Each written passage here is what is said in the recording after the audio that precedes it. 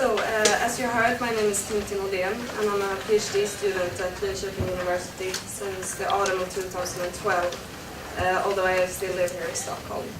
In my thesis, I intend to study how the Swedish Museum of Modern Art, which is called Moderna Museet, has contributed to mediate the historiography of modernism to the Swedish public. And since the museum opened in 1958, it has aimed to create collections that mediate a representative, as they call it, image of the modern art movement. So a large part of my study will therefore be devoted to examining Moderna Museet's role as a creator and communicator of art history. So I mainly work with the canonization of art, and that's what I'm interested in studying, so all this technology is really new to me. So the following presentation is actually based on a recently initiated study that doesn't have anything to do with my thesis. But rather than to make specific claims, I would like to suggest maybe some thoughts that are raised by my material. This is supposed to end up maybe in an article or something, I'm not sure yet actually. But the study evolves around a campaign that Moderna Museet launched in connection to an exhibition with the Swedish artist Hilma Klint, and in which the museum asked their audience to update the history of art by using digital and social media. And here you can see the exhibition which I'm referring to took place in the spring of 2013. And this was the second of two exhibitions that the museum has held with Hilma Klint. And the first took place in 1989, but this exhibition, who was called Hilma Klint, a pioneer of abstraction, as you can see here, was the first comprehensive survey of the artist. And in this exhibition, Hilma Klint was portrayed as one of the most significant of the Swedish modernist painters, but also as a pioneer of abstract art. And for a long time, Hilma Klint was actually a fairly unknown artist. She was born in 1862 here in Stockholm, and at the age of 20 she attended the Swedish Art Academy. And in her artistry she was influenced by Spiritism and Theosophy and also Anthroposophy. And while she lived, she created more than 1,000 paintings, sketches and watercolors, which are one you can see here, in which she developed a first predominantly organic formal language, but later a more geometrical formal language. But while she lived, she refused to show any of her abstract works to the public, since she claimed that her contemporaries were not able to fully grasp their meaning.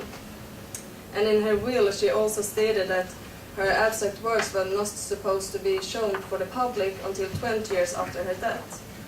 But even though she died already in 1944, her abstract works were never exhibited until mid-1980s somewhere. And therefore claims Moderna Museet that Hilma Klint never became a world-famous artist, even though her artistic achievements both herald and can be compared to the ones of Vasily Kandinsky, P.M. Mondrian and Kazimir Malevich. I just have to state that Don Carl Holm, who's professor in art history at Södertörns University, has said that he sees this as an anachronism to call Hilma Klint a modernist or a pioneer of abstraction, and since she for various reasons never exercised a major influence on her contemporaries, and this is a sentiment which I largely agree with, and that's something that I'm going to discuss in connection to my thesis, but that's a discussion for another time actually. So, in the connection to this exhibition, Moderna Museet launched this campaign, and it says in Swedish here, Hilma Klint, help us update the history of art. And on the website, the museum's website, the visitor was encouraged to spread knowledge about Hilma Klint by using social and digital media. And as you can see here, they could choose between a wide range of options that included maybe liking, or press like on Hilma Klint's already existing Facebook page that was dedicated to the artist. One was also encouraged to use the hashtag, as you can see up here, Hilma Klint, on Twitter or on Instagram. And you could also send a pre-written letter or an email to the organization Stockholm Konst, asking them to place a statue of the artist somewhere in Stockholm.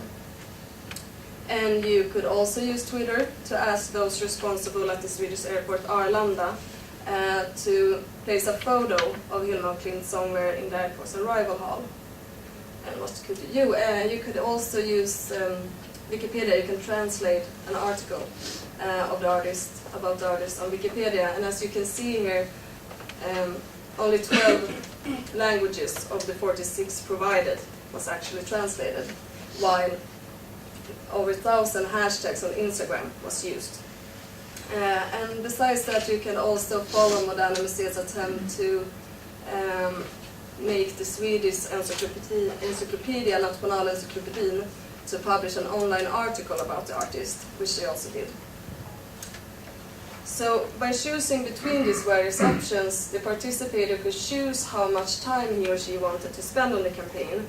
And as you can see, which I pointed out here with the hashtags on Instagram, the less time-consuming alternatives on Facebook and Instagram were the most popular ones. So now moving on, talking about the canon, which is my main focus here. So by naming the campaign Help Us Update the History of Art, Moderna Museet implied that the participator actually could change the canon of modern art, even though the participator's possibility to do so was very limited. But as a state-funded museum, a national museum for modern art, Moderna Museet, on the other hand, has had and still have a great influence on the Swedish public's perception of modernism. And as various culture theorists have pointed out, the past is not given to us, but is communicated and mediated to us, and is made meaningful by that communication. And art museums are one of the most powerful institutions when it comes to mediating the past, and therefore they are also one of the key factors in the canonization of art. And as feminist arts historian Grisela Pollock has pointed out, female artists have been systematically excluded from the canon of modern art, even though they were one of the driving forces within modernism. And because of this, as many of you surely know, the male genius has largely become the prime symbol for the modernist avant-garde, making women artists seem less important than their male colleagues. So by promoting female artists such as Hilma af Klint, like Moderna Museet did in this case, they contribute to expand the general view of modernism. However, I find it somewhat tiresome that these forgotten female artists so often have to be incorporated in an already established patriarchal historiography to be regarded as significant. So while at the same time promoting a fairly unknown modernist painter as Hilma af Klint, by comparing her to male masters like Mondrian and Kandinsky, museums like Moderna Museet wish to enforce the patriarchal structures that characterize the canon of modern art rather than changing them. So here can you also see some of the hashtags used on Instagram. So when you talk about the canon, you have to realize that there are so many interacting factors that are involved in the canonization of art. So as you can see, besides art museums like Moderna Museet, we also have art historians, we have art historical summer books, art biennales, art schools, and also the private art market that are required for the canonization. And also, these are also the factors that you have to consider when you're talking about changing the canon of modern art. So it does take much more than a campaign, of course, than this to update art history. So, and even though Moderna Museet asked their visitors for help to update the canon, they gave them no information about the many interacting factors that's actually required for this to happen.